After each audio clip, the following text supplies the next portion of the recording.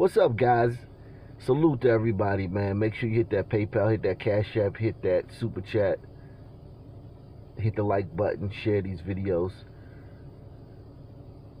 so we can help this channel blow up, so more people can receive the news, quality news, real news on a daily basis like you guys do. Don't let me be your little secret. And if you are, then take that $5 challenge if you want me to be your little secret. I told you guys before I was going to tell you guys about Twitter and what goes on Twitter in the cesspool, the cauldron of raw sewage that Twitter is, especially in relation to people that look like me. When the discussion is about people that look like me, not just people that look like me tweeting, but when the discussion is about us. And this tweet right here, this guy right here, actually he's a patriot, but he says, for the first time since the mid-1990s, there were over 20,000 homicides in the U.S. in 2020. Below are some of the cities with the highest spikes. So Louisville, the city they protested all year about Breonna Taylor, the one woman, they protested about one woman, Breonna Taylor, all year, who was killed in a drug raid where the cops were fired on first. And it's speculated that her boyfriend who fired on the cops, used her as a human shield, or at the least fired and then ducked without grabbing her, ducked behind a wall.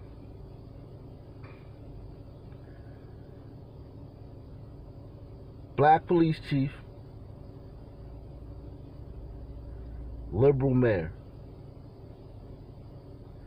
black district attorney. Fresno, that's in California, so you know what the deal is in Fresno. Chicago, black police chief, black mayor. NYC, swirling mayor, police chief, all the borough presidents, black politicians everywhere. AOC, Houston, black mayor, Latino police chief. Philadelphia, liberal mayor, liberal white mayor, black female police chief. LA, that's in California, so you already know the deal there. All the cities where the spikes are, and this is just some of them. It's so many cities.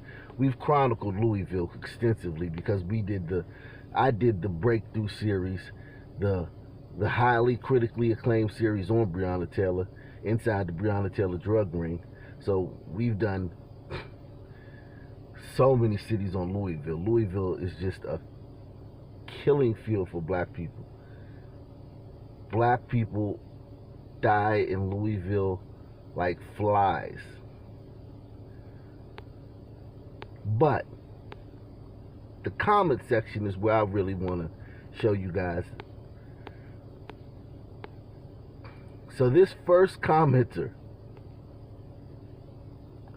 whose name is Desjardins Report, GOP Parade of Sociopaths, he attributes, this is his view on the fact that we had more murders last year than we did since 1995, and the vast majority of the victims were black, and the vast majority of the victims were killed in democratically run cities. His response to that tweet is, the rise in urban crime rates are the result of Trump administration indifference to the opioid crisis, their neglect of law enforcement in urban areas, the joblessness they created when they failed to respond to the COVID epidemic. And this is not a joke. This is the type of stuff I deal with on Twitter. This is why sometimes I wonder why I even comments. I usually just lurk in the shadows, but every once in a while I comment and I post something and I get body slammed by people like this who literally are blaming the meteoric rise in murder and crime all over the country that spiked midway through last year, because we're only talking about half of the year where it spiked. The first half of the year was normal. We're only talking this. The majority of this happened from May 26th to December 31st. And they're blaming this on Trump administration indifference to the opioid crisis.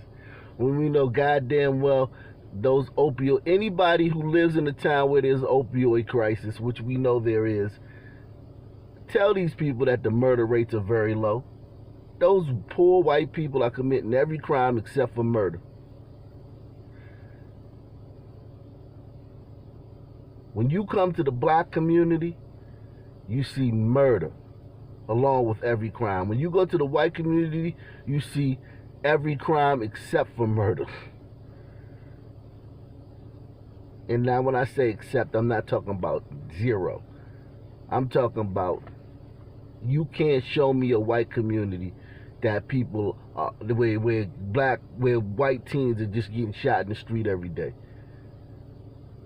where they gotta have all these initiatives and all these damn rallies to try to fight crime every fucking week. And the mayor just throws their hands up because they can't do nothing about the crime. Where it's a crisis, where murder is the crisis. But this is the type of stuff you deal with on Twitter every day. These people are out of their minds. How many of you guys knew that there was a mass shooting in Fort Worth, Texas yesterday? And they're calling it gang related. Now I just want to know you guys to level with me here. We know that a lot of these things are gang related. But would you still call it gang related if multiple civilians who had nothing to do with the incident were shot and hit with stray bullets? If multiple people in the mass shooting were not in gangs but got hit. A shootout on a highway ends with one person dead and 5 others hurt, 2 of them innocent bystanders. There are a lot of unanswered questions about the shooting overnight in Fort Worth. We have just learned the name of the person killed, 19-year-old Dominique Primes. Here's a better look at where this happened. It's the 2000 block of Southwest Loop 820 near McCart Avenue. Lily Zhang is live at police headquarters with the latest. Lily? Well, Vince, Katie, Fort Worth police say they do believe this shooting was gang-related, and here's what we know so far. It was around 10 o'clock last night when 2 cars were heading eastbound on the Southwest Loop 820 freeway. People inside the cars then began shooting at each other. Why, but we are told during that incident, a stray bullet hit a female driver in another car. A man inside his home, which is along the service road of the freeway, was also hit. Now, he didn't want to talk to us on camera today, but he did tell us that he is okay. He was shot in the arm and then treated at the hospital. His neighbor was also home at the time and found bullet holes by his garage. It's shocking. You think you're safe in your own home, and you think you've got a good neighborhood you live in, but not always the case. Now, we know this cowboy most likely isn't a white liberal, and he didn't vote for these policies that have created this type of violence. So I do feel sorry for this guy.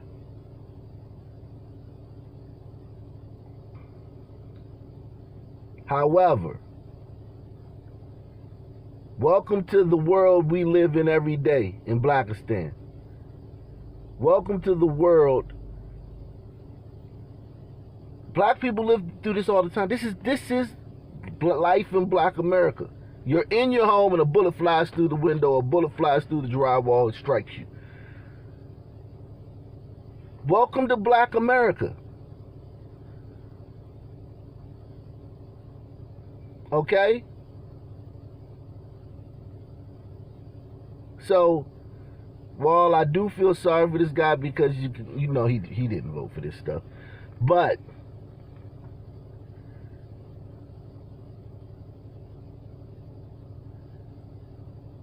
what's good for the goose is good for the gander, man. His neighbor was also home at the time and found bullet holes by his garage. It's shocking.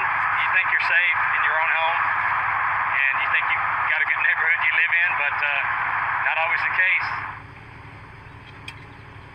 And at this hour, police have not named any suspects. Gang units are investigating. We're live in Fort Worth. Lily Zhang, NBC5. Lily, thank you. A teen is dead and 5 other people are injured after a shooting in Fort Worth. Good evening and thanks for joining us. I'm Blake Hansen. The deadly shooting happened last night on the Southwest Loop 820 frontage road. Police say just after 10 o'clock, 2 groups of people in 2 separate vehicles got into a gun battle. 1 person died and has since been identified as 19-year-old Dominic Primes. A stray bullet hit a woman into her car, and another bullet went into a nearby home, injuring a man inside. Fox 4's David Satendry spoke with that man and is live with details tonight. David. Blake, that man was simply minding his own business with his wife and 2 kids while inside their home. They were watching TV, getting ready for bed, when one of those stray bullets entered through a window and hit him in the arm. 6 people were shot near I-20 and 35 West in Fort Worth Friday evening. 1 of them was killed. Police say 2 groups of people in 2 separate vehicles began shooting at each other. A stray bullet hit a woman in her car, and another stray bullet hit a man inside his home. 20 years in the Army, never been shot. That man is Rick Bollinger. Well, I spent 20 years in the Army and 30 years retired, and now I get shot in my own home. It happened just after 10 p.m. Friday. I was sitting on the couch, watching TV, winding down, getting ready to shut it off and go to bed. All of a sudden, I start hearing all these gunshots. Within seconds. By the time I turned like that, I got hit in the arm. And then my son says, "Drop his gunshots." I says, "Yeah, I'm hit." The 68-year-old was injured. My son asked me what it felt like, and I said, "Well, all I felt was a thud." We have 6 people that were shot total. Police say the shootings could be gang-related. Again, we don't know that at this point. The department is confirming its gang unit is investigating what led to the shootout and who all is responsible. When innocent people get hit for just not doing something, that's absolutely wrong. One of those innocent people, Whatever happened to standing face to face, toe to toe, being a man, you don't need to pull a gun out and just start shooting randomly. And that's basically what they did last night. Well, that wasn't a bold statement. That wasn't a defiant renouncing of the violence, chastisement of the shooters. But it's pretty much the most you can do. He did the most you can do. You really can't say anything bad about criminals, especially if they're black in this climate. So he challenged them on their manhood, their inability to, shoot their targets. The fact that they always hit other people, always. Even when it's not a mass shooting, they hit one other person. You know what I'm saying? Or they hit a kid or somewhere. They never just hit their target. They always shoot someone else.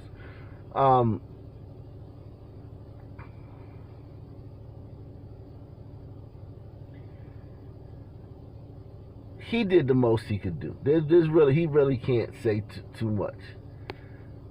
And is anyone shocked that the top cop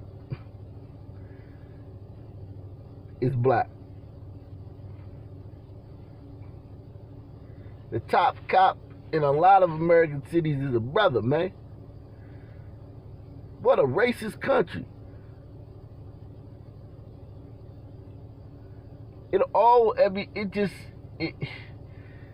I'm not shocked, but I'm shocked at the same time. It's just like everywhere you go, the leadership of these police departments is a black person. And these people do a fine job a lot of times. But what can you do when the laws, the legislation, the policies benefit criminals? All you can do is arrest them.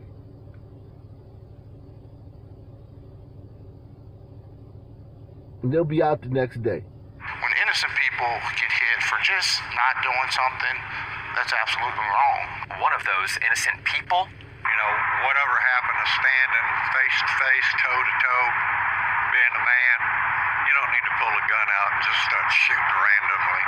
And that's basically what they did last night. Is grateful the stray bullet only grazed his arm. That was just a fluke. All 6 who were shot were taken to the hospital. We mentioned that one person who passed away. So let's go up the road from Fort Worth to Arlington, Texas, where a family says suspects terrorized them and shot up their Arlington home 5 times.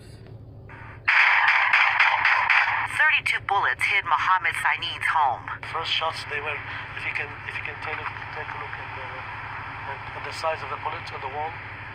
And this is the size of the big one, and this is the size of the small ones. His home was shot 5 times. He captured the suspects on his home surveillance camera. Take a look. We have bullets inside the kitchen, inside the closets, inside the living room. The family says the first shooting happened on March 19th around 2 in the morning. Sainid was inside the house with his wife and 88-year-old mother. It was terrifying for the whole month. It was very terrifying. Luckily, they weren't injured and can't understand why their home was targeted. They are shooting at honest people. They have nothing to do with anything. During the 5th shooting on April the 5th, you can see on video one of the suspects slipped and landed on a car. He left his fingerprints behind. Police say it's this evidence that led them to 2 suspects that were arrested Thursday. I can just tell by the way they holding them guns, them some brothers. I can just tell by the way they holding them guns, them some brothers. And one got on some damn slippers, some house shoes. One of them got on some house shoes. You can see the socks. Went to do a shooting in some house shoes. That's how he slipped. And that's how he left evidence on the car. Just think about this, man. They shot up this house 4 times. Came back to shoot it up a 5th time. One of the suspects wearing some house shoes. As he's running away, he slips, falls into a car. The great detectives, the great police work down there in Arlington, Texas, puts 1 and 1 together. They dust the car for prints, get the prints, and then go lock these 2 fools up. They are shooting at honest people.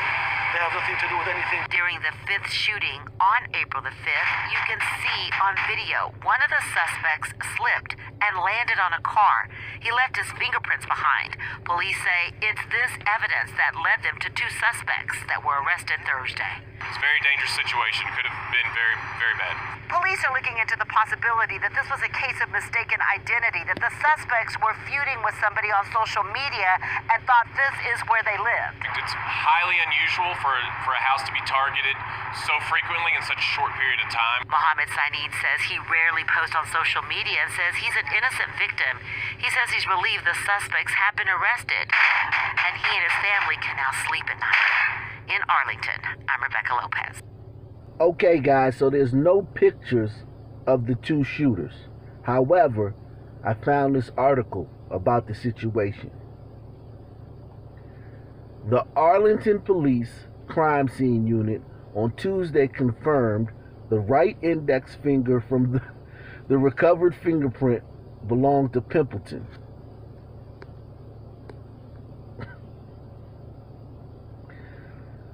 According to the warrant, Pimpleton was arrested on Thursday and brought to Arlington City Jail, where he was interviewed. He confessed. Okay? I always talk about this. Black community is no snitching, but these guys the shooters always snitch. But the regular citizens of Blackistan, you can't say nothing because you helping a white man lock up a black person. But these guys, they get caught, they always snitch. So Pimpleton confesses after being interviewed to shooting the shotgun on the Monday night shooting, which would have been the 5th shooting at this house that these guys had done.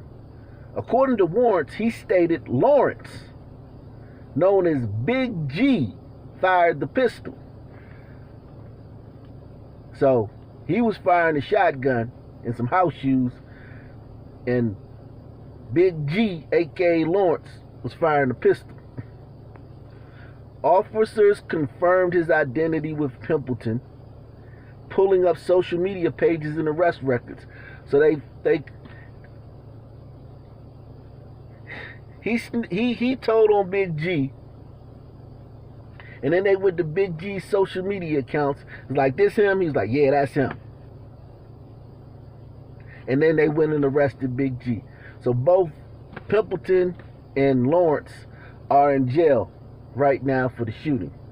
So that family will have some peace. They won't have to worry about their house being shot up for a 6th time, at least by these guys. How many of y'all know there was a mass shooting in Missouri yesterday? Not St. Louis. And it wasn't St. Louis. And it wasn't Kansas City. 2 places where there's always mass shootings. Who knew that? Hit the like button, hit subscribe, hit the Cash App, hit the PayPal, hit the Super Chat. We're going to continue to cover this stuff. 1 person was killed and 3 others were injured in a Saturday shooting at a convenience store in southern Missouri. The shooting occurred Saturday morning at a convenience store in Koshkonong, a town of 200 people on the Missouri-Arkansas border. Wow, 200 people. Crime rate just went up like a mug in that town.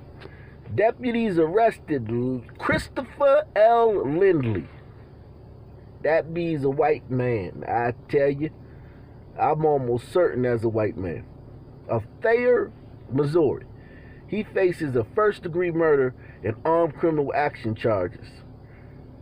A judge ordered him held without bond. Investigators say Lindley had a connection to one of the victims shot. Police are investigating a shooting. Okay, so officers responded to the Snappy Mart convenience store Saturday morning around 5:15 a.m. The store is open 24 hours a day. Witnesses heard multiple shots. Several witnessed the shooting either inside or outside the store, but did not suffer any injuries. Sergeant Jeff Kinder with the Missouri Highway Patrol says the victim who died lived out of state. The 3 injured in the shooting remain in critical condition at a Springfield hospital. One of the injured lived out of state. Koshkonong is located about 15 minutes south of West Plains, another city I never heard of. So this is out in the sticks. So this is the spot.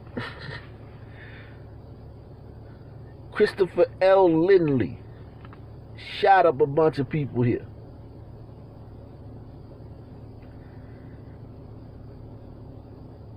The Snappy Mart. And this is, I guarantee you this was some white folk. 200 people in a town, the Missouri-Arkansas border. Suspect in custody. Immediately. What's going on in America? How many of y'all knew there was a shooting in Wichita, Kansas at an Airbnb? Hit one if you knew that. Just this morning. Wichita, Kansas.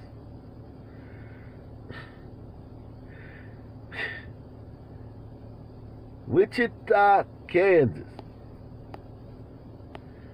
One person is dead, 3 others hurt after a shooting at a house party at an Airbnb in East Wichita early Sunday morning. Neighbors in the 5100 block of East 2nd Street called police around 3 a.m. to report hearing several gunshots and cars speeding from the scene.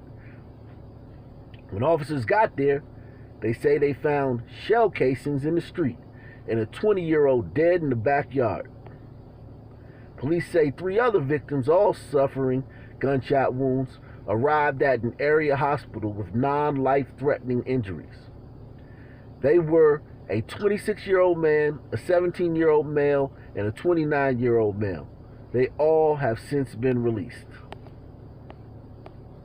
Investigators spent the morning talking with eyewitnesses as they pieced together what happened. Officers say cooperation from the victims has been limited.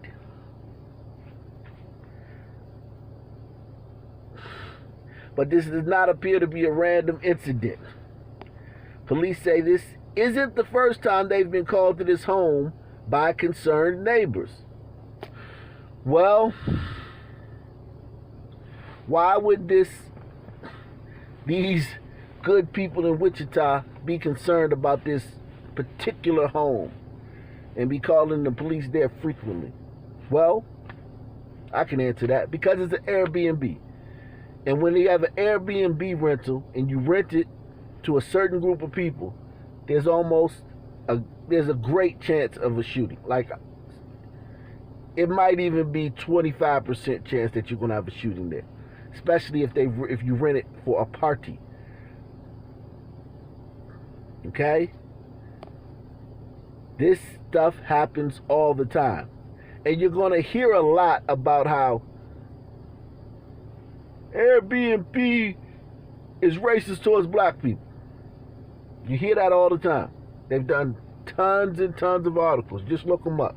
So many articles, so many pieces written about Airbnb being racist towards black people. But very few pieces done about all the shootings at Airbnbs. I did a video about a year and a half ago where I chronicled like 10, 15 shootings. That is just at Airbnb's parties. Where, people rented them out, had a party, and it was a shooting. And the neighbors were upset. And the neighbors had a problem with that property before. Because these kids, once they figure out a party is a place, an Airbnb rental will rent to them, they'll abuse it and they'll have parties there, because a lot of times these Airbnbs have a limit. There's only supposed to be a certain amount of people there. So like, say you rent an Airbnb and the people ask you how many people you're going to have there, and you say, well, we're going to have 12 people here. They probably, oh, no, we only rent into like a party, a small party. So these people will lie and say, yeah, we're only going to have 5 people here. Rent the place, and then that night they have a party with 100 people show up. And of course, inevitably, there's going to be a shooting. But you hear a lot about racism against black people with Airbnb. But Ock Nation exclusive here. This is an Ock Nation exclusive. You won't hear this anywhere else. So make sure you hit that PayPal, hit that Super Chat, hit that Cash App, support this channel, because you get information here that you won't hear anywhere else. Okay, Harvard did a study. The great Harvard University did a study of 6,000 hosts with Airbnb in 5 U.S. cities. Huge sample size. Huge sample size. You can't say they didn't do their due diligence.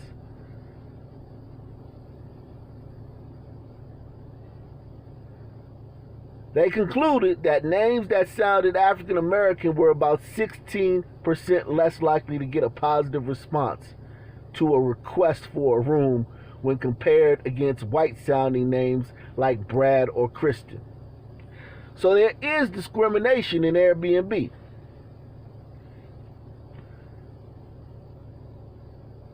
I won't call it discrimination. I call it people being observant. People learning from experiences, putting one and one together, making correlations, making connecting dots. But they'll call it racism. So 16% less likely to get a positive response. Because if if the name that the host sees is a black sounding name. Okay? But when the name is actually really, really, really black sounding, like Darnell or Tamika, Shaquita, Marquel, that figure dropped 42%. So when you got a hood name, it drops 42%. Okay? But here's the clincher.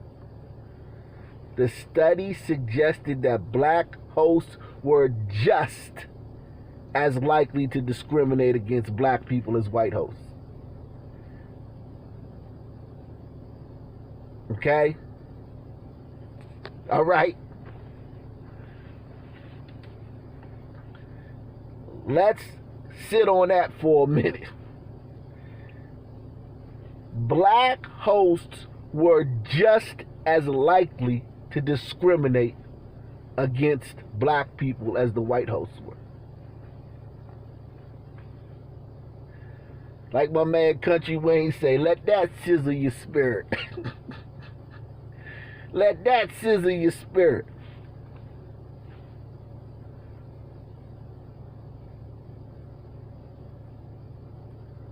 Huh?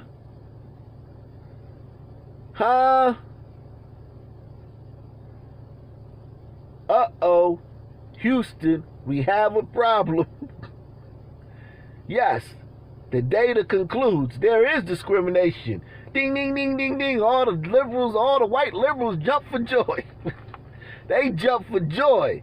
Yippee! We found racism, institutional racism.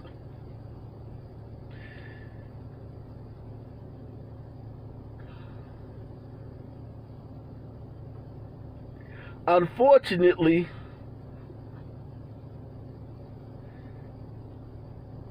black hosts, not that black hosts are, they discriminate, but they discriminate at a lesser rate than whites and Asians and Hispanics. Because we got to stop acting like it's only, this is only white people. Only white people rent the Airbnbs. Like, it's only white and black people. Like, come on. But it's not that black people discriminate, but they discriminate less. They don't discriminate as much as white people do, even white people. But black people discriminate just as much against black people as white hosts. Arc Nation exclusive, man. Arc Nation exclusive. So when people call me a coon, or they call you a coon, a sellout, I want you to understand there's a lot of black people that use the same, can make the same connections, use the same data, use the same observations, and say, that name there sound like trouble. And these are the same people that'll get on social media and be like, Black Lives Matter. have their avatar just black. George Floyd be their avatar. George Floyd will be their avatar. Rashad Brooks will be their avatar. Black Lives Matter in the title of as soon as you go to their Twitter or Facebook, Black Lives Matter everywhere.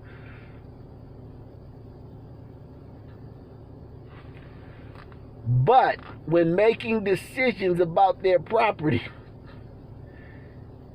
they use the same observation skills, the same data, the same just common sense that coons and racist whites use when determining who they're going to allow into their home and who they're going to allow to rent their property as their Airbnb rental. Wow. That's heavy. That is heavy. Black folk got some splaining to do. Hit the like button, subscribe. Peace. I'm out.